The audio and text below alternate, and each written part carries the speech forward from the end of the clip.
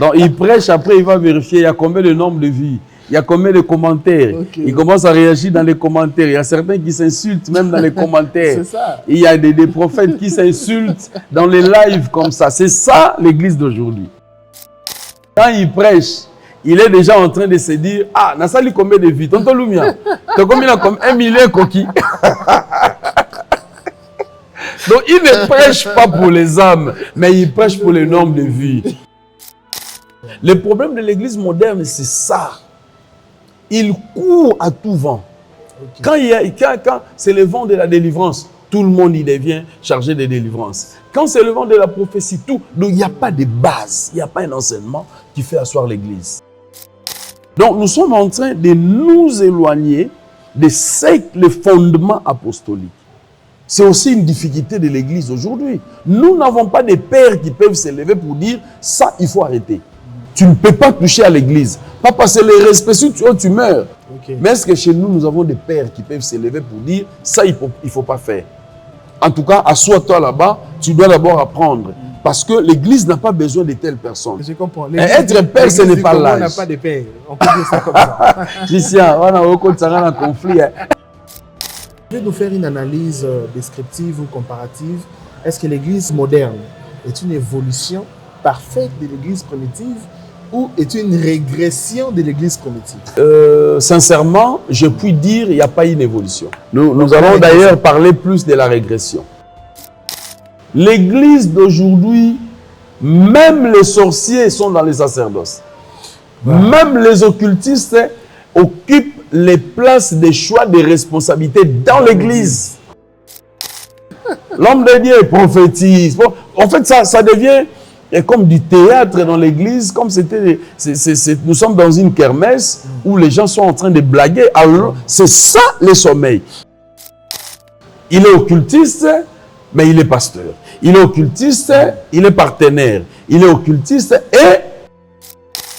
et ce sommeil spirituel s'est manifesté, papa, par des fausses prophéties. Les gens dorment debout. Comment tu peux sortir l'argent dans la poche de quelqu'un? Comment tu peux envoyer une maman? Allez-y, allez-y, dans le matelas, regardez à la cuisine, il y a l'argent. Elle tire ce doigt, j'ai mis l'argent, prophète. Dans le téléphone, regarde ton téléphone. On vient de t'envoyer autant. Il regarde, on m'a envoyé l'argent. Des menteurs. Les éléments que le diable a infiltrés dans l'église pour détruire l'église. L'église n'a pas besoin de ça. C'est ça le sommeil spirituel. C'est ce qui montre combien l'église a un problème avec ces gens-là qui sont des infiltrés dans l'église. Il y a un écart entre les assistants et les titulaires.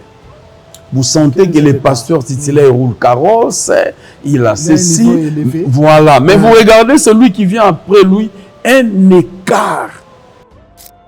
Les païens se plaignent, disant que nous apportons les offrandes à l'église et les pasteurs deviennent de plus en plus riches alors qu'il n'y a pas de cotisations qu'on fait pour une personne qui a des problèmes. Moi, j'ai un projet, par exemple, je viens, on ne cotise pas pour moi à l'église. Alors que dans la même église, nous mettons l'argent pour aider les pasteurs, par exemple, pour une chose bien précise. Non, tonton Lumia, ça c'est un terrain glissant.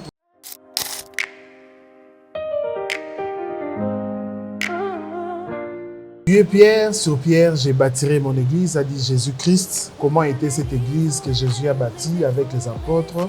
Et aujourd'hui, l'église moderne, comment cette église est devenue avec les pasteurs de Kinshasa, les pasteurs du monde entier? C'est bien ces sujets-là que nous allons analyser avec mon invité sur ce plateau. Bienvenue sur CLB officiel, je suis Tonton Lumia, je vous reçois sur YouTube, sur TikTok, sur Facebook et je vous demande de rester avec nous juste après ce générique. CLB officiel, là où la réflexion prend vie. Pas ce secret, historien n'est interdit. Abonne-toi, prends place, ouvre grand ta pensée. Ici la lumière, y'en attend que toi pour briller. CLB officiel, là où la réflexion prend vie. De retour sur ce plateau, je vais saluer mon invité. Bonjour, pasteur. Bonjour, tonton Lumia. J'espère que vous allez bien. Ouais, Dieu nous soutient, tout va bien. Oui, est-ce que vous vous présentez? Les gens qui nous suivent savent au moins qui vous êtes. Vous êtes pasteur, apôtre, ou évangéliste?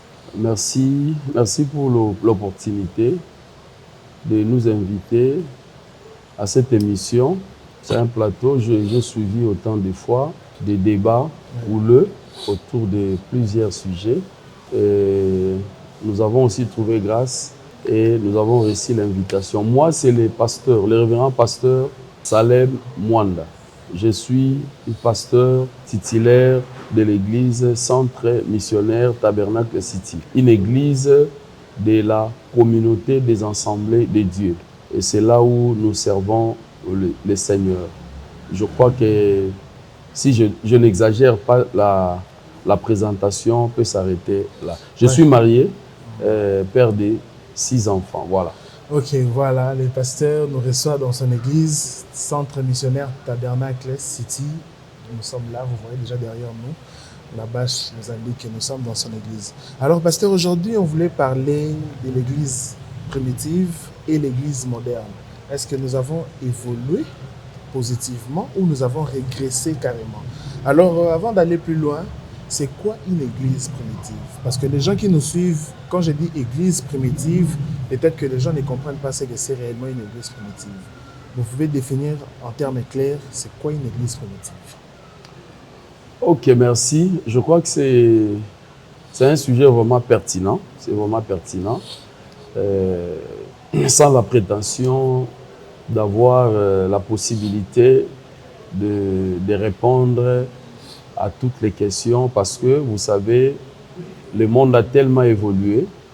Quand je vais commencer à répondre, il y a beaucoup qui seront déjà dans l'IA en train de vérifier qu'est-ce que l'IA dit et qu'est-ce que le pasteur est en train de dire. C'est comme ça que je serai vraiment pratique pour permettre à tout le monde de comprendre l'essence essentielle. Quand nous parlons de l'église primitive, nous sommes dans Actes des Apôtres. Jésus-Christ qui est venu en tant qu'homme, il a vécu, il a accompli sa mission, il est mort, il est ressuscité, et quand nous vous parlons là, il est à la droite du Père, dans sa gloire. Mais il a dit quelque chose aux disciples. Certainement, il est temps, parce que j'ai accompli ma mission, je vais mourir, voilà, après 3 jours, il y aura résurrection, ainsi de suite. Alors, vous allez rester ensemble dans la chambre haute, je vous enverrai le Saint-Esprit. Il a fait des détails sur le Saint-Esprit, il sera consolateur, il viendra vous enseigner la vérité, voilà. Ça, ouais. Donc, c'est-à-dire, l'église primitive commence dans cette période-là. Donc, si nous pouvons mettre une période selon les temps, je puis dire l'an 30 jusqu'au 2e, 3e siècle. Mais c'est Christ qui a institué cette église. Lorsque le Saint-Esprit arrive, je parle de la Pentecôte, lorsque le Saint-Esprit arrive, il équipe les disciples et c'est là où l'église primitive commence. Déjà, quand nous parlons primitive, nous faisons allusion au début, l'église du début, l'église du départ, l'église du commencement. Voilà, je puis dire dans ce sens. Donc, l'église première. Hein, donc, nous sommes dans primo, voilà. Voilà, ce sont des éléments qui peuvent être attachés à primitive. Donc, l'église du départ. Quand Christ est mort, il est ressuscité, le Saint-Esprit arrive au jour de la Pentecôte. C'est de cette église-là que nous parlons, église primitive. Donc, vous comprenez que l'église primitive, c'est l'église que Jésus a bâtie directement avec les apôtres. Oui. C'est la première église. La première Alors, église. quels étaient les piliers fondamentaux de cette église primitive?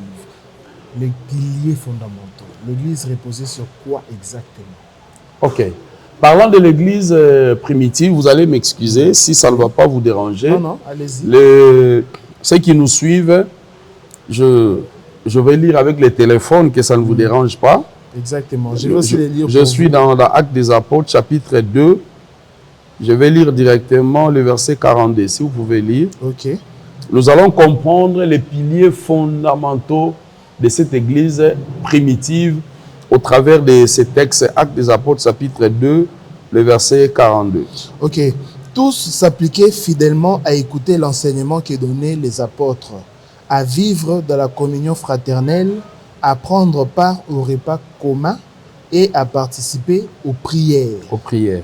Ça, c'est la version Bible expliquée. Que je continue? Il y a une autre version, je vais lire. Dès lors, ils s'attachaient à écouter assidûment l'enseignement des apôtres, à vivre en communion les uns les autres, à rompre les pains et à prier ensemble. Ça, c'est la version Semeur. Hein? Ça, c'est la version Semeur.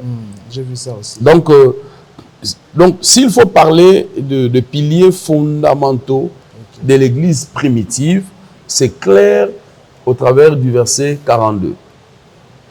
Alors, j'aimerais d'abord expliquer quelque chose avant d'entrer dans les piliers. Vous savez, l'Église, en réalité, n'était pas considérée comme un endroit où on adorait les seigneurs. L'Église était considérée comme une secte. L'Église était considérée comme une société secrète. Pourquoi? Parce que le maître qui est venu, Jésus, il est venu comme roi, alors qu'il y avait un autre roi. Ok. Alors, celui qui est roi et un autre roi vient s'autoproclamer. C'est-à-dire quoi? Il vient monter un coup d'État. Exactement. Je suis président de la République. Oui. J'attends quelqu'un dire désormais c'est moi le président. C'est un coup d'État. Et les rois qui travaillent à cette époque, les gouverneurs et consorts, ils savent que cet homme, c'est pourquoi même sur la croix, on a dit les rois des Juifs. Parce que le roi des Juifs qui devait naître, c'est lui qui devait... là, nous sommes dans Matthieu au début là. Alors maintenant, on ne considère pas les disciples de Jésus comme étant des gens qui adorent Dieu. L'Église est considérée comme une société secrète. Alors, les maîtres de l'Église ne pouvaient pas permettre à ses disciples de commencer la mission sans une orientation, sans un élément de puissance, sans un homme. J'appelle le Saint-Esprit un homme parce que moi je crois à la Trinité, le Saint-Esprit qui travaille. Alors le Saint-Esprit devait faire un travail. C'est comme ça, lorsque nous lisons les livres des Actes des Apôtres, excusez-moi, lorsque nous lisons les livres des Actes des Apôtres, lorsque Luc écrit ce texte, je crois au début, vous pouvez lire le verset, chapitre 1, verset 1er de Luc. Cher Théophile, dans mon premier livre, j'ai raconté tout ce que Jésus a fait et enseigné dès le début. Merci. Lis une autre version, c'est même, s'il y en a. Oui, j'aimerais qu'on comprenne d'abord les livres des Actes des Apôtres. Ça va nous aider à comprendre l'Église. Et nous allons tomber maintenant dans les piliers fondamentaux. Dans la version Semeur. Cher Théophile, dans mon premier livre, j'ai exposé tout ce que Jésus a commencé de faire et d'enseigner. Très bien. Jusqu'au jour où il fut enlevé au ciel après avoir donné par les Saint-Esprit ses instructions. Très bien. De faire et d'enseigner. Ok. Luc est médecin. Il fréquente la cour royale. Quand il fréquente, et maintenant, il a des éléments qu'il doit donner à l'excellence Théophile. Pourquoi? Parce qu'il doit expliquer que l'Église n'est pas une société secrète. Donc Théophile, c'était une personnalité... Une personnalité, oui. Dans le pays. Je ne sais pas, un gouverneur, un haut placé dans le gouvernement, tout ça, tout ça. Quelqu'un qui avait un renom, qui pouvait parler au nom de l'Église. Mais il faut maintenant expliquer cela. Luc, il dit, cher Théophile, écoutez, ce que Christ a commencé à faire et à enseigner. Donc en réalité, l'Église, cher Lumia, ne considérait pas l'Église comme étant une société secrète, mais considérait l'Église comme un endroit, un lieu où les personnes se réunissent pour adorer Dieu. Donc il n'y a aucune intention de monter une rébellion, il n'y a aucune intention sur ces gens-là qui se sont réunis. Donc le Saint-Esprit est celui qui a donné le go à l'Église. Alors, parce que le go de l'église primitive, c'est le Saint-Esprit. Je dis, j'insiste, l'église primitive, parce qu'il y a des églises aujourd'hui qui fonctionnent, qui n'ont pas l'ego du Saint-Esprit. Exactement. Oui, il y a des... Non, non. J'ai rencontré quelqu'un qui dit, j'ai fini mon travail, on m'a donné le décompte final, bon, je vais commencer une église. Donc tu comprends. Là c'est différent. Oui. Donc il dit j'ai fini mon travail, je n'ai plus rien à faire avec mon décompte final, tout ça. Je vais commencer une église.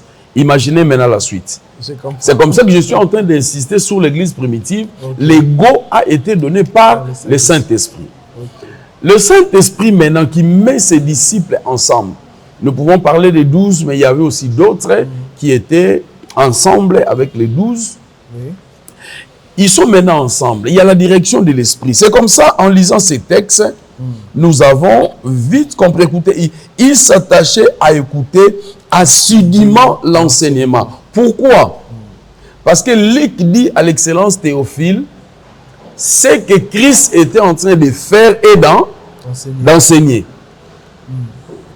Au chapitre 1er, oui. C'est que Christ était en train de faire et d'enseigner. Alors, nous devons, nous d'abord, s'il faut parler des piliers, suivre ces enseignements. Les apôtres ont réussi l'enseignement du maître et aussi à leur tour, ils doivent enseigner. Et là, notre frère est en train d'insister sur ça. Il dit, il s'attachait à écouter assidûment l'enseignement des apôtres. Les apôtres ont réussi l'enseignement où? Chez le maître. Le maître de l'église. Oui. Voilà. Et ils ont eu le go du Saint-Esprit. Donc, et à leur tour, ils doivent aussi faire quoi? Enseigner. Maintenant, l'enseignement conduit à quoi? À vivre dans la communion, les uns les autres. Il y a d'abord l'enseignement. L'enseignement conduit à la communion. Ce qui n'est pas le cas aujourd'hui. Les gens sont d'abord mal enseignés. Déjà, vous soulevez déjà un point. Oui. Les gens sont d'abord mal enseignés. C'est pourquoi il n'y a pas la communion. Il y a la trahison, il y a le meurtre, il y a des empoisonnements. Donc, le problème majeur, c'est déjà l'enseignement. L'enseignement. Tout commence par l'enseignement. C'est le premier pilier, l'enseignement. Donc, cet enseignement, c'est la parole de Christ. Donc, vous recevez l'ego du Saint-Esprit. Papa, quand quelqu'un a le Saint-Esprit, même s'il n'est pas intelligent, les gens sont touchés, il y a des repentances, il y a des miracles. Tu peux être un intellectuel qui maîtrise la pédagogie, la structure d'une prédication, au nom, centre d'études, de la théologie, de l'exégèse, de ceci. Ça, c'est la science, c'est la tête. Mais vous n'avez pas les saints. Il y a des gens qui ont des diplômes de théologie, des docteurs en théologie. Mais quand ils prêchent, il n'y a aucune manifestation du Saint-Esprit. Il ne fait que des racontards, il fait rigoler les gens, tout ça. Mais il n'a pas la base. Vous sentez qu'il n'a pas le Saint-Esprit. Il est vraiment sec. Mais il est là comme un professeur d'université avec des vies claires, des lunettes. Il enseigne et puis, bon, vous sentez quelle froideur. Mais quand le Saint-Esprit vous donne le go, il vous dit, allez-y. Nous commençons par l'enseignement. L'enseignement nous conduit dans la communion fraternelle. Et nous venons maintenant à rompre le pain. Nous sommes ensemble, et là je parle de l'Eucharistie, je ne vais pas entrer dans les détails de la Sainte Seine. Donc c'est, Christ a dit, à chaque fois que vous serez ensemble, faites ceci en mémoire de moi. Or, la Sainte Seine fait l'Église. La Sainte Seine.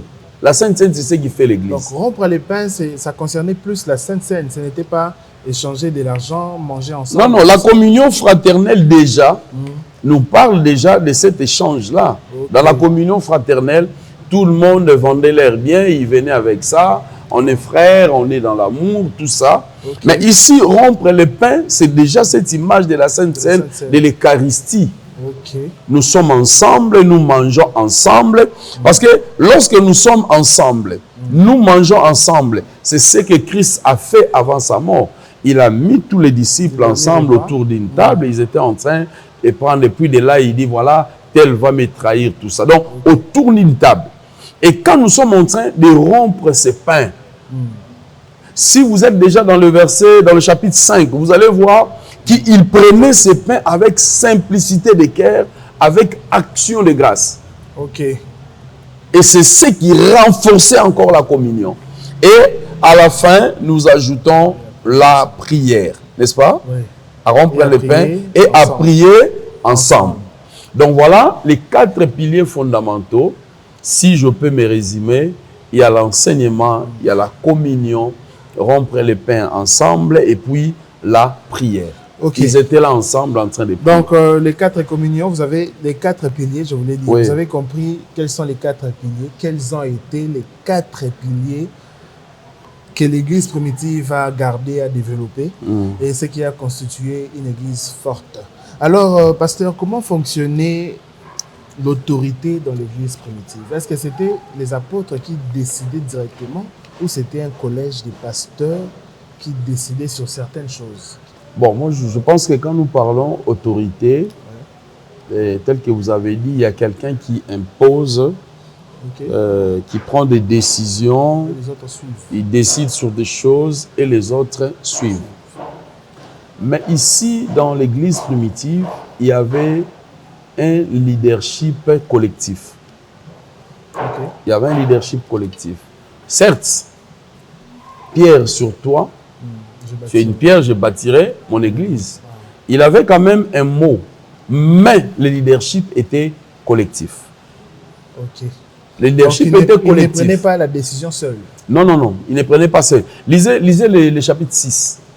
On pourra bien comprendre ça parce que nous sommes dans l'église. Oui, Actes des Apôtres. Lisez le chapitre 6, commencez au verset 1er. Ok. À cette époque-là, oui. Comme le nombre de disciples ne cessait d'augmenter, très bien. Des tensions surgirent entre les disciples juifs de culture. Les hellénistes, voilà. Ils enseignent. Quand on enseigne, le nombre de disciples ne cessait d'augmenter. Vous comprenez? Oui. Ils étaient là assis en train de suivre l'enseignement. Et le nombre était en train d'augmenter. Ils devenaient de plus en plus nombreux. Maintenant, continuez. Alors, des tensions surgirent entre les disciples juifs de culture grecque et ceux qui étaient nés en Israël. Les premiers se plaignaient de ce que leurs veuves étaient défavorisées. Les premiers se plaignaient de ce que leurs veuves étaient défavorisées. Très bien. Lors des distributions quotidiennes. Ok. Alors, les 12 apôtres réunirent l'ensemble des disciples et leur dirent. Voilà. Lisez bien là. Alors, les 12 apôtres réunirent l'ensemble des disciples et leur dire. Ce n'est pas un disciple qui prend la décision. Donc, les 12. Ce n'est pas un disciple qui décide sur l'église. Okay. C'est ce qui ne se fait pas aujourd'hui. Aujourd'hui, c'est justement pour ça que j'ai posé la question, pour que les gens comprennent bien comment était structuré. Mon ami Christian, aujourd'hui, l'église, les pasteurs, c'est les boss. Les pasteurs, c'est les patrons. Je puis aller même trop loin pour dire les pasteurs, c'est les sensei japonais. Le dojo lui appartient. Quand il vient, il dit, voilà, je viens. Donc, c'est ça la difficulté aujourd'hui dans l'église que vous appelez l'église moderne. C'est le deuxième point. Le pasteur a soulevé le deuxième point. Donc, j'ai déjà soulevé le deuxième point. Le deuxième point. Ok, donc voilà. Donc, les problèmes, c'est ça maintenant dans l'église aujourd'hui. Oui. Mais alors que de l'autre côté, c'était un leadership collectif. Quand il y a un... Vous savez, moi, je suis dans les assemblées de Dieu.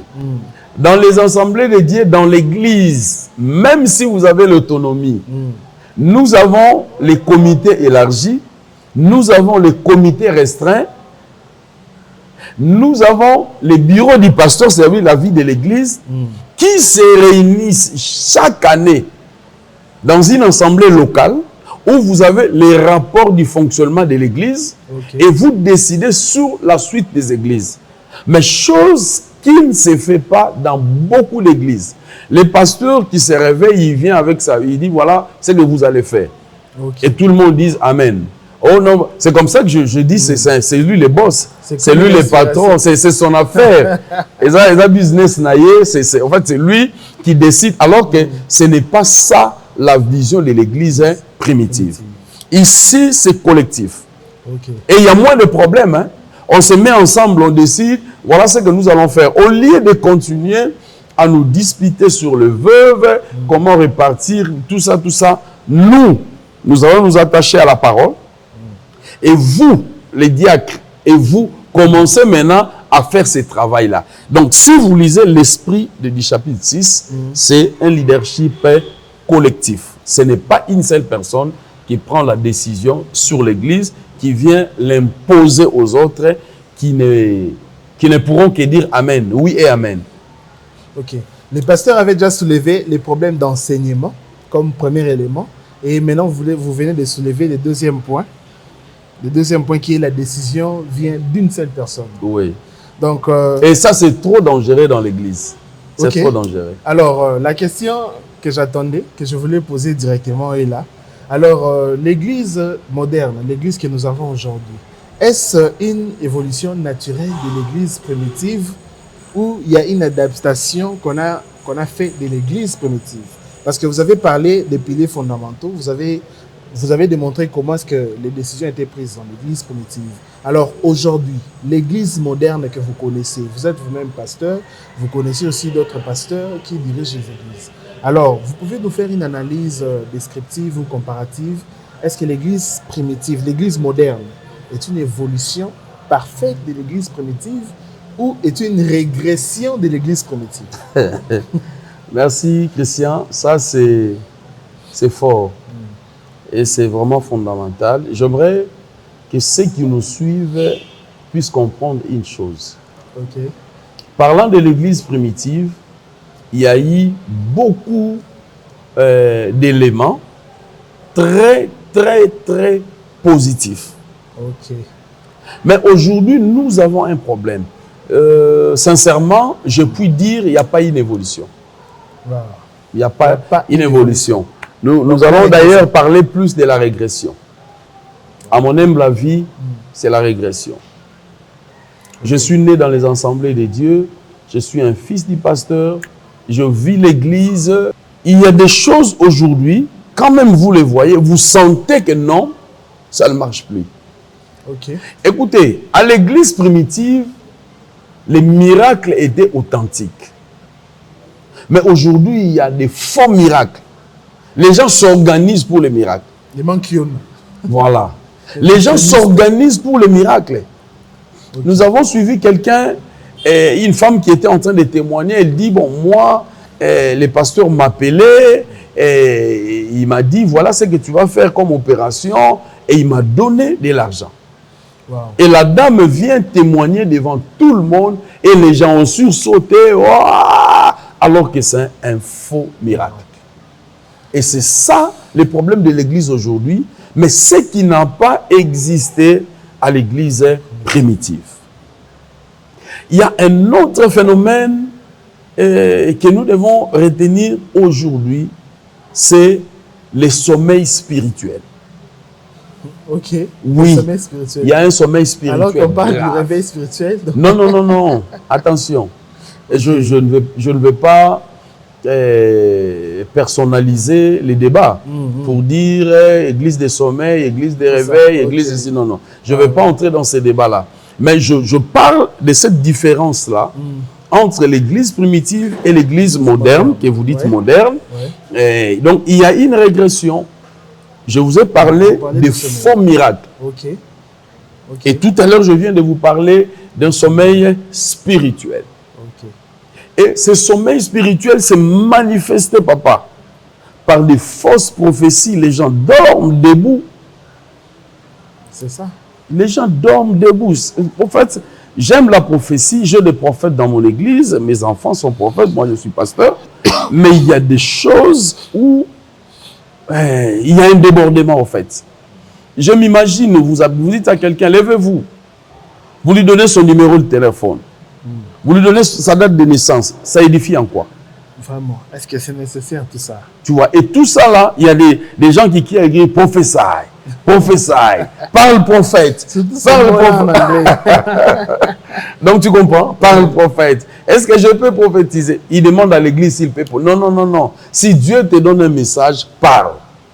Ne nous demande pas. C'est parce que ce n'est pas par l'intention d'un homme que tu vas prophétiser. Si Dieu te donne la parole, il t'inspire, tu prophétises, c'est tout. Tu vas nous poser la question, est-ce que je peux prophétiser? L'homme de Dieu prophétise. En fait, ça devient et comme du théâtre dans l'église, comme c'était, nous sommes dans une kermesse où les gens sont en train de blaguer. Alors, c'est ça le sommeil. Au lieu que la parole soit prêchée, comme à l'église primitive, les gens dorment debout. Ok. Ils sont là et vous allez entendre des gens. Je sais qu'il y a beaucoup de prophètes qui vont suivre ces choses et ils vont réagir peut-être pour dire non, non, non, dans une église, s'il n'y a pas la prophétie, l'église est morte et tout ça. Je ne suis pas dans ces débats. Je parle de fausses prophéties. Quand il y a de fausses prophéties, c'est qu'il y a aussi des vraies. Exactement. Donc s'il y a des faux prophètes, il y a des vrais prophètes. Si tu es vrai, tu peux te calmer. Ce n'est pas à toi ce message. Je parle plus au faux. Donc tu es vrai, mon frère, tu peux te calmer et continuer à exercer ton ministère en tant que prophète. Ici, je parle des faux. Les faux. Ils sont en train d'endormir l'église. Et ils se connaissent eux-mêmes. Oui, ils le savent très bien. Ils le savent. Il n'y a personne qui peut tromper sa conscience. Ils le savent très bien. Et vous remarquez encore quelque chose où je dis il n'y a pas une avancée, il n'y a pas progression. L'église d'aujourd'hui, même les sorciers sont dans les sacerdoces. Même les occultistes occupent les places des choix des responsabilités dans l'église. Il est occultiste, mais il est pasteur. Il est occultiste, il est partenaire. Il est occultiste et parce que les gens aiment l'honneur, l'homme de Dieu mérite double honneur. Je ne sais pas cet honneur-là comment et avec quoi ils en font quoi, je ne sais pas. Et moi, je n'appelle pas ça l'honneur. Je puis dire c'est vraiment l'honneur exagéré, c'est la dithyrambe. Donc c'est plus que ce qui est prévu. Et quand vous regardez ces gens-là, ils sont derrière les pasteurs, en costume, ils sont là, des occultistes et des sorciers, du haut de la chair. Hein? Même l'homosexualité entre dans cette église. Vraiment. Et est-ce que vous pouvez comparer l'église primitive à l'église d'aujourd'hui? Les homosexuels. Et on prêche l'homosexualité, on prêche l'occultisme, et quelqu'un prêche la spiritualité au lieu de prêcher la foi. Et il y a des gens qui peuvent même prêcher les extraterrestres béton, ils vont descendre sur la terre. Vous allez voir, c'est quoi ça? Papa, allons encore plus loin. Je me tiens là, un prophète me dit, regarde dans ta poche, là il y a l'argent. Ça vient d'où? N'est-ce pas ça, c'est la magie? Est-ce que l'apôtre Pierre a fait une telle chose? Pardon? Est-ce que l'apôtre Pierre a fait une telle chose? Non, non, il va se défendre avec la malice, avec la sorcellerie qu'ils ont. Ils vont se défendre pour dire non, ça c'était le temps. Aujourd'hui, nous sommes au temps du Saint-Esprit. Frère, ça c'est la contrefaçon. Il faut arrêter ces gens-là. Le contrefacteur est puni de servitude pénale. Comment tu peux sortir l'argent dans la poche de quelqu'un? Comment tu peux envoyer une maman? Allez-y, allez-y, dans le matelas, regardez à la cuisine, hein, il y a l'argent. Elle tire ce doigt, j'ai vu l'argent, prophète. Dans le téléphone, regarde ton téléphone. On vient de t'envoyer autant. Il regarde, on m'a envoyé l'argent. Des menteurs. Les éléments que le diable a infiltré dans l'église pour détruire l'église. L'église n'a pas besoin de ça. C'est ça le sommeil spirituel. C'est ce qui montre combien l'église a un problème avec ces gens-là qui sont des infiltrés dans l'église. Ok. Exactement. Ce sont des infiltrés. Donc, dans l'église. L'église a été infiltrée. Infiltrée, l'église d'aujourd'hui. Ok, l'église d'aujourd'hui. Oui. Des faux ouvriers. Des faux ouvriers. Et ils détruisent l'église. Donc voilà en quelques mots, si je puis dire. En tout cas, je préfère l'église primitive que l'église d'aujourd'hui. Ok, ok, ok. Alors, nous attendons dire que les pasteurs s'enrichissent derrière la parole de Dieu. Que répondre à cette affirmation? Les pasteurs? Les pasteurs s'enrichissent derrière la parole de Dieu. Ils s'enrichissent comment? Je ne sais pas qui a dit ça. Je ne sais pas. Ils s'enrichissent comment? J'ai déjà vu une vidéo sur TikTok, un pasteur qui dit « Tu me donnes $100 maintenant et je prophétise sur toi, sur le champ. » Tu donnes $100, je prophétise sur toi sur le champ. Je ne vais pas citer le nom de ces pasteurs-là, mais si vous... Non, je connais, j'ai suivi ça aussi. Donc c'est comme si les pasteurs... Est-ce que c'était une blague ou bien c'était vrai? Je ne sais pas, moi aussi, je ne sais pas. J'étais étonné. Je n'ai pas suivi ça jusqu'à la fin. Je tais les noms, mais j'ai suivi ça. Mais apparemment, c'était une blague, ce n'était pas vrai. Ah! Oui, oui, apparemment. Parce qu'après, il a dit $200, après, il a dit ajoute. Il dit, maman, on va... C'est ce que moi aussi j'ai suivi, je ne sais pas. Mais je ne pense pas que ça soit vrai. Donc les pasteurs... Les connaissants, je ne pense pas. Mais bon, on ne parlait pas de lui, nous parlons des pasteurs. Est-ce que les pasteurs s'enrichissent derrière la parole? Non. Parce que, je voulais dire, les païens se plaignent, disant que nous apportons les offrandes à l'église et les pasteurs deviennent de plus en plus riches alors qu'il n'y a pas de cotisations qu'on fait pour une personne qui a des problèmes. Moi, j'ai un projet, par exemple, je viens, on ne cotise pas pour moi à l'église. Alors que dans la même église, nous mettons l'argent pour aider les pasteurs, par exemple, pour une chose bien précise. Non, tonton Lumia, ça c'est un terrain glissant. Il ne faut pas trop entrer dans ça. Mais moi, je sais qu'un fidèle qui cotise pour son pasteur, quand il commence à se plaindre, c'est qu'il n'est pas un bon disciple. C'est qu'il n'est pas converti. Oui, parce que Dieu choisit, Dieu s'est fait le choix d'un homme et il les place pour diriger. Bien qu'il y a toujours des abus par rapport à ce qui se passe. Mais ici, j'aimerais dire quelque chose. Les pasteurs, ici, moi je suis pasteur et je parle aux pasteurs au nom de l'Église. Les pasteurs travaillent pour le développement intégral de l'homme. Quand les pasteurs prêchent, le message doit toucher le corps, l'âme et l'esprit. Et c'est là la vision que nous avons dans les assemblées de Dieu. Et moi, mon église, assemblée de Dieu, c'est la mission et le développement. Oui.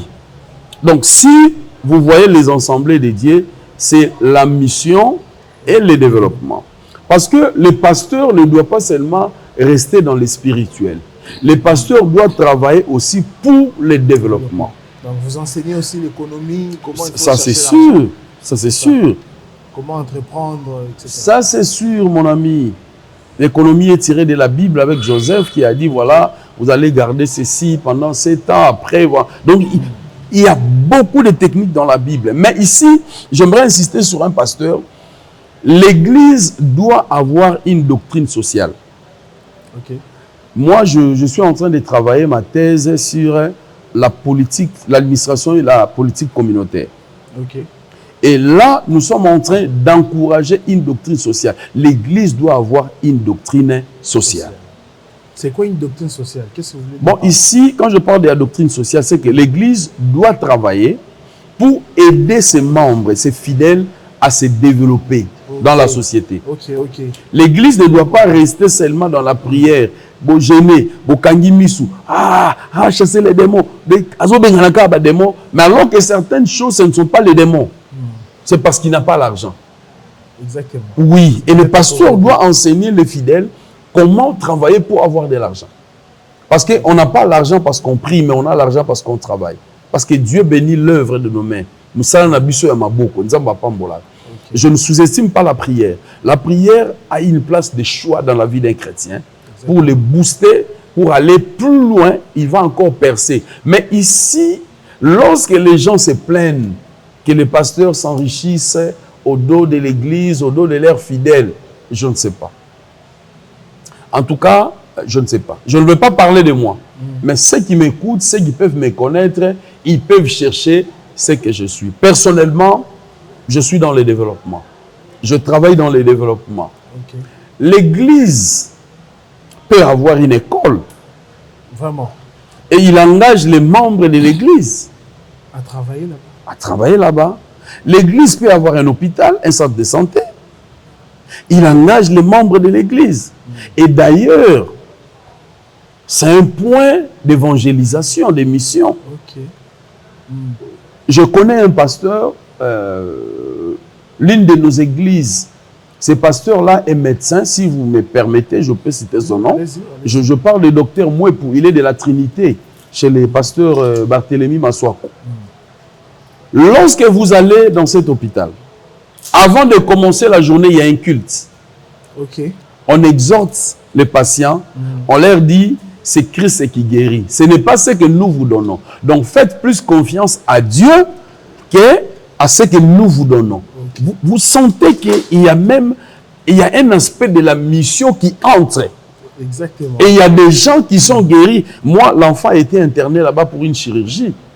Mais quand ils sont rentrés, je n'étais pas là. Madame me dit, en tout cas, papa, il faut avoir un hôpital. Ce que j'ai vécu là-bas, on communique plus la foi, mais pas les traitements, les prescriptions médicales. C'est plus la foi. Et j'ai vu comment les gens ont confiance à Dieu. Même ceux qui travaillent là-bas, les médecins. Donc vous sentez que c'est un endroit qui rassure les malades. Que tel que je suis ici, c'est elle, Rafaver Rigini. Donc tel que je suis ici, je suis déjà guéri. Donc les serviteurs de Dieu, le médecin, il est dans la mission. Et vous allez me dire que ce pasteur est en train de s'enrichir au dos des fidèles? Non. Parce que c'est lui qui donne le travail aux fidèles. Il engage beaucoup de gens. Vous comprenez? Oui. Il y a des églises qui ont des écoles. Nous, Tabernacle, nous avons 2 écoles. Ça s'appelle l'école Héros. Groupe scolaire bilingue Les Héros. Nous avons 2 écoles dans 2 endroits différents. Et nous engageons les gens, même ceux qui ne prient pas avec nous. Mais nous avons des réunions où nous invitons tout le monde. Et déjà, nous avons gagné 2 ou 3 enseignants qui n'étaient pas, qui étaient païens, mais aujourd'hui qui aiment le Seigneur. Donc, c'est-à-dire, nous avons servi le Seigneur au travail. En fait, l'Église ne doit pas rester seulement dans cette dimension-là de la spiritualité, de la prière, de ceci. Non. L'Église doit travailler aussi sur le développement. Et là, j'encourage les hommes de Dieu, les leaders d'Église, les pasteurs, travailler dans ce sens-là. Si vous le faites, on ne va pas vous taxer de vous enrichir sur les dos des fidèles. Et quand même une entreprise, faites quelque chose. Exactement. Faites comme Paul, vous construisez les tentes et puis vous allez prêcher. Oui. Donc là, c'est important. Et là, il n'y aura pas ce langage-là. Okay. Mais quand les fidèles remarquent que, en tout cas, bon, bien que je n'encourage pas ces fidèles, ils ne sont pas gentils. Comment ils peuvent dire à leur pasteur, voilà. Dieu vous a placé là, il prie pour vous, il jeûne, il travaille pour vous. Alors, si vous les bénissez, il n'y a pas de problème. Mais s'enrichir au dos, là, c'est un autre problème. Et vous remarquez ça, on doit le dire. Il y a un écart. Okay. Il y a un écart entre les assistants et les titulaires. Vous sentez que le pasteur titulaire roule carrosse, il a ceci. Voilà. Mais vous regardez celui qui vient après lui, un écart. Et c'est remarquable. Là, ce n'est pas bon. Okay, le pasteur doit faire un effort de monter avec tout le monde. Et vous sentez l'écart ne sera pas considérable. Et ça donnera la confiance aux fidèles qui viennent à l'église. La difficulté, c'est que moi, j'ai beaucoup d'argent, mais mes collaborateurs, moi, j'ai beaucoup d'argent, mais l'église n'a pas de projet de développement. Et nous sommes en train de tourner. Chaque dimanche, il y a des appels de fonds. Donnez ceci, faites ceci. Mais on fait quoi avec cet argent? C'est ça. Donc c'est pourquoi prochainement, je pense que nous reviendrons pour parler de l'organisation de l'église. Comment une église est organisée, comment on gère les finances à l'église, comment il faut gérer les fidèles, les serviteurs. Je pense que ce sera un sujet très important pour aider aussi les pasteurs à être instruits sur ce plan-là. D'accord. Parce que je me souviens aussi de mon pasteur, le pasteur Simon Tsakala, paix à son âme. Lui aussi nous a enseigné pendant toute une année de travail. Voilà. C'était l'année 2017.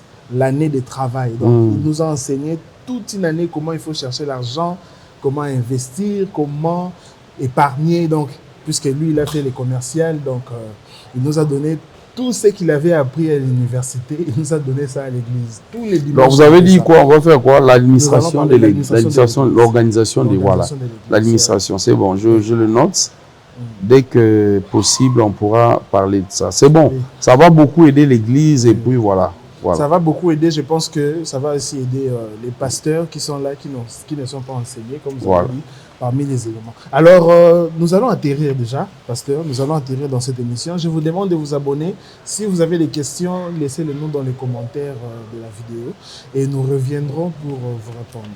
Alors, pasteur, pour atterrir, faut-il restaurer les modèles de l'Église primitive? Est-ce qu'il faudrait revenir sur ces piliers, l'enseignement, la fraction du pain, etc.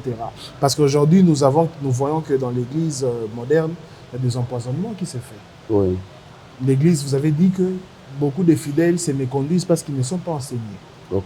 Alors, qu'est-ce que l'Église doit faire aujourd'hui? D'ailleurs, merci tonton Christian. D'ailleurs, s'il faut faire un peu cette différence-là, ce que l'Église primitive faisait, et ce qui s'est fait aujourd'hui.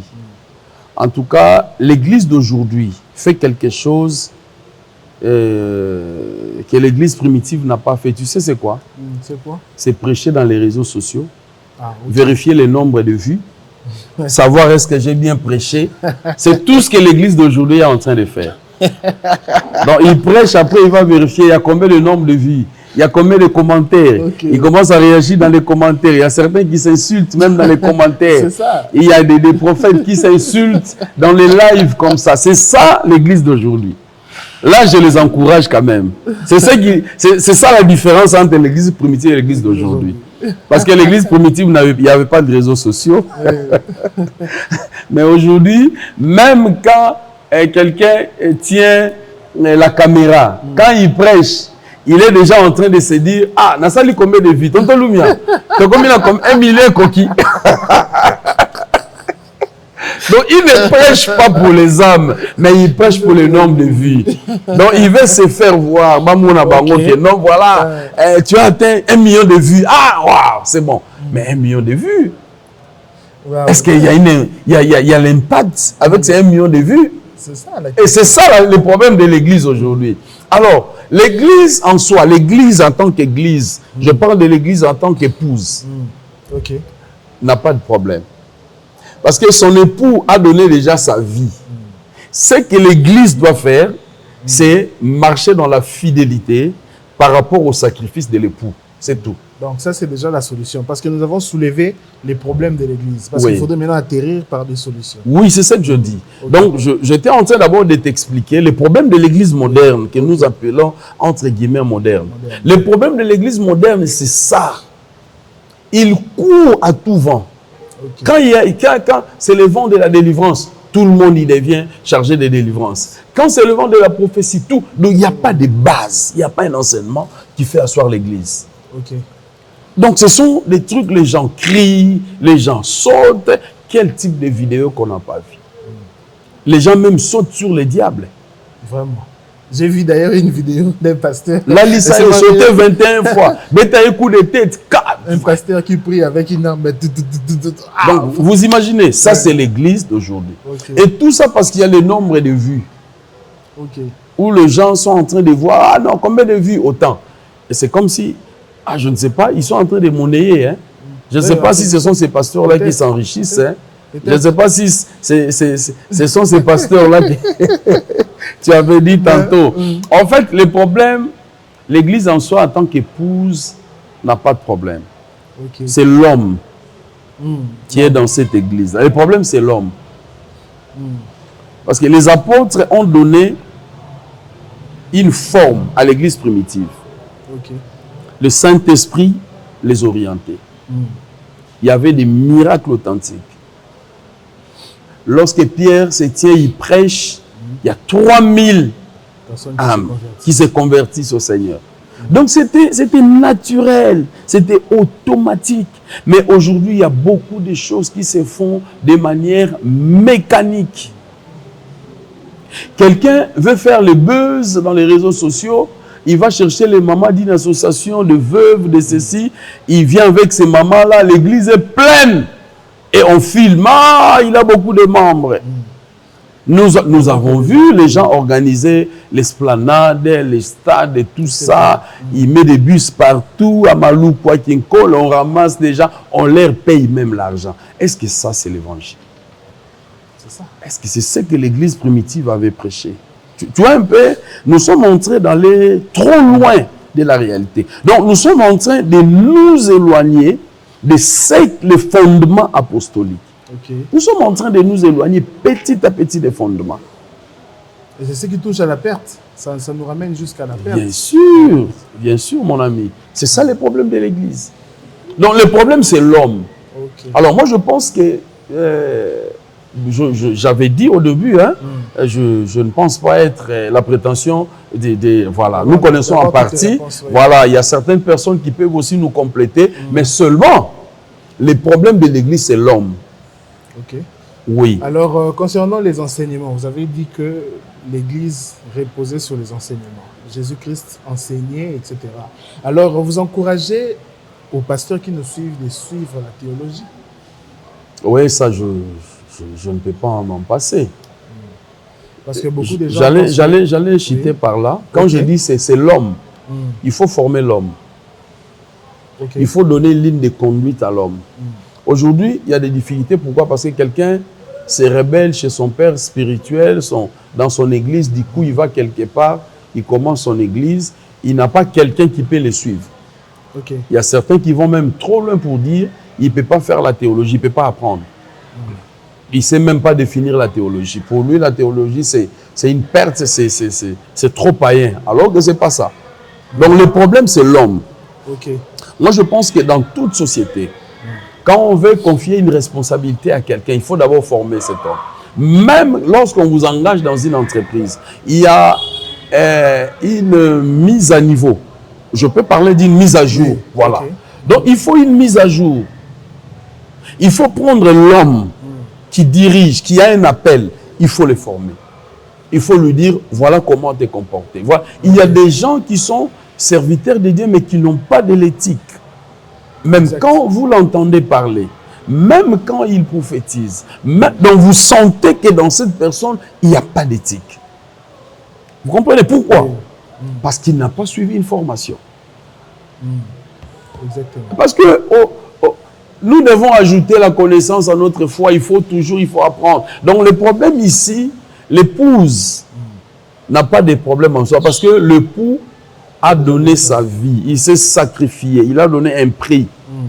Et ce que l'épouse doit faire, c'est marcher dans la fidélité en considérant les sacrifices de son époux. Ok? Ça, c'est la forme générale. Maintenant, ceux qui sont là, qui travaillent pour l'épouse, qui sont en train d'exercer un ministère pour préparer cette épouse-là, et maintenant, ces gens-là doivent être formés. Il faut une mise à jour. Il faut une mise à niveau. Il faut tozu ba pasteur, tozu ba leader, tozu ba prophète, ba prophétesse, ba apôtre, ba nan. Et là, maintenant, il faut que les pères de l'église se lèvent, que les patriarches se lèvent. C'est aussi une difficulté de l'église aujourd'hui. Nous n'avons pas de pères qui peuvent se lever pour dire ça, il faut arrêter. Voilà ce que tu dois faire. Ça se fait au Nigeria. Quand un père se lève au Ghana, quand un père se lève chez les anglophones, quand un père se lève, il dit, si tu oses, tu ne peux pas toucher à l'église. Pas parce que le respect, si tu oses, tu meurs. Mais est-ce que chez nous, nous avons des pères qui peuvent se lever pour dire, ça, il ne faut pas faire. En tout cas, assois-toi là-bas, tu dois d'abord apprendre. Parce que l'église n'a pas besoin de telles personnes. L'église n'a pas... Non, nous n'avons pas... Papa, j'ai vu un prophète sur TikTok qui insulte un autre prophète. Je dis des choses que j'ai vues sur TikTok. Il est en train d'insulter son frère prophète. Il dit, tu ne me connais pas, je vais faire ceci. Ça, c'est la honte de l'église. Mais personne n'est là. Personne, papa, personne. Personne, toutes ces personnes-là que nous croyons dans des télévisions, des chaînes qui prêchent avec des milliers, est-ce qu'ils sont pères? Parce que être père, c'est une valeur spirituelle, c'est interne. Oui, être père, ce n'est pas l'âge. Je comprends. Être père, ce n'est pas l'âge. On n'a pas de père. On peut dire ça comme ça. Christian, on a beaucoup de conflit. Je parle de l'ordre dans l'église. Moi aussi, on m'appelle père. J'ai des enfants. Dans la foi que j'ai engendré, ils m'appellent père. Tu comprends, non? Mais je suis dans une dimension où il y a des gens qui doivent se lever. On doit se dire, Tata boya hôtel magoloba. Papa il dit nabala hôtel magoloba. Papa nkelani hôtel magoloba. Tu vois? C'est dans ce sens-là. Mais ils sont pères, je les respecte. Je ne veux pas avoir de problème avec les pères. Je les respecte. Donc c'est là le problème de l'église. Donc il faut une mise à jour. Tout sokola, tout bongisa. Tant que tu kende. Papa, avec tout ce qui se passe actuellement, même si nous prêchons les démons, tout ça, mais il faut faire la lecture du temps, non? Ce qui se passe à l'Iran, ce qui se passe avec Israël, il faut faire la lecture du temps. Maintenant, regardez ce qui se passe dans l'église. Donc vous sentez qu'il y a une distraction. Distraction totale. Voilà. L'église ne sait pas lire les temps. Jusque-là, les gens sont en train de prêcher la prospérité, et tout ça, vous irez là-bas. Maintenant, avec cette guerre-là, vous allez prophétiser votre bac et des soirs. Maintenant, c'est ma famille, avion. Voilà, tout le monde prophétie siko et baby. Mais ma solo siko ya là et kangamate. On a fermé leur espace aérien. Non. Nous préparons l'épouse à aller rencontrer son époux. Donc voilà le travail que l'église peut faire aujourd'hui. En tout cas, nous sommes édifiés. Je pense que vous aussi, vous êtes édifiés dans cette émission. Je vous promets que la prochaine émission sera encore plus instructive sur le plan enseignement, parce que nous avons choisi un sujet très important et très intéressant. Alors, pasteur, nous allons atterrir. La dernière question, ça, ce n'est pas une question, c'est peut-être, je ne sais pas, votre dernier message. Vous pouvez parler brièvement de votre parcours ou peut-être donner un message à un pasteur qui vous suit actuellement. Et il y a aussi des gens qui ont besoin de recevoir Jésus, s'ils peuvent aussi écouter votre message en quelques minutes. Merci, tonton Lumia. C'est une occasion pour moi de parler de Jésus, tel qu'on a dit ici. Je parlais déjà de moi au début. J'ai dit je suis pasteur, je suis aussi dans le business. Je suis dans plusieurs dimensions, mais je suis un enfant des pasteurs. Je suis né dans une famille pastorale. Donc le sacerdoce, c'est dans la famille que j'ai appris à servir Dieu. Mon père, qui n'est plus en vie, paix à son âme, c'est lui, mon père biologique, c'est lui aussi mon père spirituel. Le révérend Anaklé Kachomboumba, paix à son âme. J'ai appris le Seigneur de le bas âge. Je marchais avec le Seigneur et je commençais à prêcher l'évangile à l'âge de 14 ans, dans une cellule de prière. Et là, j'ai plus de 40 ans, je cours vers 50. Donc, imaginez 14 ans. Donc, je suis vraiment dans l'œuvre, je sers Dieu. Et je ne suis pas... En fait, je n'ai pas commencé pasteur. Moi, je suis ingénieur civil en mécanique de production. C'est ce que moi, je fais comme étude. Je fais la mécanique générale, après, je fais électromécanique et au niveau licence, je fais la mécanique de production. Mais l'appel m'a retenu. Et là, je suis dans le ministère à temps plein. Donc, je ne fais plus l'ingénierat. Je suis vraiment dans le ministère. Mais dans le ministère, j'ai appris beaucoup de choses.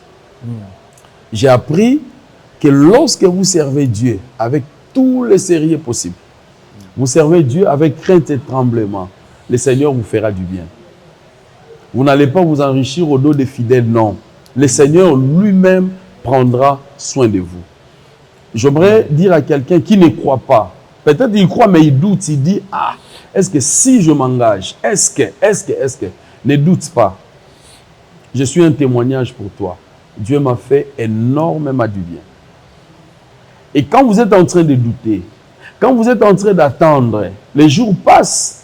David dit dans Psaume 39, il dit, la vie est éphémère, c'est courte. Hein?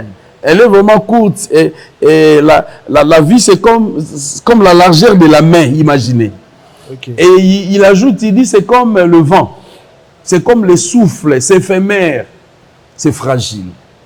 Quand tu es en train d'hésiter, tu ne sais pas ce qui pourra arriver demain. Je vais t'inviter à croire au Seigneur Jésus. Cet homme qui était en train de veiller sur la prison, Actes des Apôtres chapitre 16, le verset 31, il a cru que Paul et Silas n'étaient plus là. Il allait se suicider. Il dit, on va me tuer. Les geôliers. Ces gens, les geôliers. Il dit, on va me tuer. Ces gens ici causent des problèmes dans la nation. Maintenant, ils ne sont plus là, ils ont fui. Qu'est-ce que je puis faire? On lui dit, non, ne te suicide pas, ne te tue pas. Crois au Seigneur Jésus, tu seras sauvé, toi et ta famille. Et regarde là où les saluts continuent. Donc tu crois, ta famille aussi est sauvée. Donc quand tu es en train de douter, quand tu es en train de réfléchir, oh j'étais dans telle église, les pasteurs sont des escrocs, les prophètes, ils m'ont fait ceci, et des anarches, tout ça, il n'y a pas de problème mon ami. Mais le problème c'est que ta vie là, c'est courte. Je ne sais pas, après cette émission, qu'est-ce qui va se passer. Ici, je vais t'inviter de croire au Seigneur Jésus et tu seras sauvé. Ne crois pas à un pasteur. Ne crois pas à un prophète, ne crois pas à un apôtre. Non, non, non. Il n'a rien à te donner, il n'y a pas un bâton magique. Il n'a même pas de miracle. La Bible dit, si tu obéis à la voix de l'Éternel, voilà les bénédictions qui vont s'ensuivre. Donc le problème ici, c'est Dieu. Ok. C'est pourquoi à l'église, on ne peut pas parler d'un leader. À l'église, on doit parler de Jésus. Parce que la vie, c'est Jésus. Exact. La vie, c'est Jésus. Amen. Parce que quand on commence à parler de son père spirituel, de ceci, non, non. Moi, à l'église, c'est Jésus. On enseigne Jésus du 1er janvier au 31 décembre. C'est Jésus. Et moi, je l'appelle affectueusement Nzambe Motema Malamu. Parce que nous avons vécu des miracles avec ces dieux-là. D'autant dans le Baranzam Bazar Motema Malamu, je regarde ma vie, ce que je suis devenu aujourd'hui, je dis non, non, non, cet homme-là, il est formidable. Voilà, je vous invite à croire au Seigneur Jésus et vous allez vivre des merveilles. Il y a une vie plus meilleure. Vous avez une meilleure destinée. Croyez au Seigneur Jésus. Que le Seigneur vous bénisse. Que Dieu vous bénisse, tonton Christian, pour cette émission. Et je suis édifié moi-même au travers de cette émission. En tout cas, que Dieu vous bénisse. Amen. Merci beaucoup, pasteur. Vous étiez nombreux. Nous avons parlé de l'église primitive et nous avons également comparé l'église primitive à l'église moderne. Nous avons décelé quelques problèmes que rencontre l'église d'aujourd'hui. Avec le pasteur Salem Mwanda, nous étions dans son église Tabernacle City, centre missionnaire Tabernacle City. Et en passant, vous pouvez aussi donner l'adresse de l'église. Vous avez dit que vous avez des écoles. Vous pouvez aussi donner des adresses. Peut-être que les gens qui nous suivent pourront être intéressés. Merci beaucoup. Je pense que tonton Loumia pourra mentionner les numéros de contact. Oui. Vous allez les suivre. 089 83 60 071. Là, c'est mon numéro. Je n'ai qu'un seul numéro. Aussi, nous sommes dans les quartiers City Rétro, Mama Yemo. Je crois que dès que vous êtes à Pompage, la route qui longe vers Upen, la nouvelle route, un don de Fatih Béton. Okay. Il nous a fait un don dans les quartiers, ça nous a ouvert. Et en tout cas, merci beaucoup, cher président. Nous vous aimons et nous vous soutenons dans nos prières. Voilà. Donc, dès que vous prenez cette route Nzolana, vous montez et vous allez voir l'église Tabernacle City. Nous sommes dans la commune de Ngaliema. D'autres détails sur notre personne, sur ce que nous faisons dans le développement, le numéro est affiché. Vous pouvez nous contacter ou directement contacter tonton Christian. C'est une adresse sûre où vous allez nous trouver. S'il y a des besoins de prière, nous sommes là mercredi, nous sommes là vendredi, nous sommes là samedi le matin, mercredi et vendredi le soir. Samedi, c'est le matin de 7h à 10h30 et dimanche de 7h30 à 10h30. Voilà nos jours de culte. Si vous voulez nous visiter, et Dieu vous bénira énormément. Merci en passant. Je salue mon président, le représentant légal, le révérend docteur Eric Mavinga, notre leader. Dieu nous a donné cet homme formidable, merveilleux. Il a une vision extraordinaire pour la 37e KDC ECC. Soyez bénis au nom de Jésus. Amen. Amen. Si vous êtes pasteur, vous avez peut-être besoin des enseignements, faites comme Nicodème. Venez. Venez la nuit pendant qu'on ne sera pas là. Venez vous ressourcer. C'est très important pour vous. Je suis tonton Loumia. Vous étiez sur CLB officiel et derrière la caméra, c'était Milor, assisté par notre frère Eli. Merci beaucoup. Au revoir.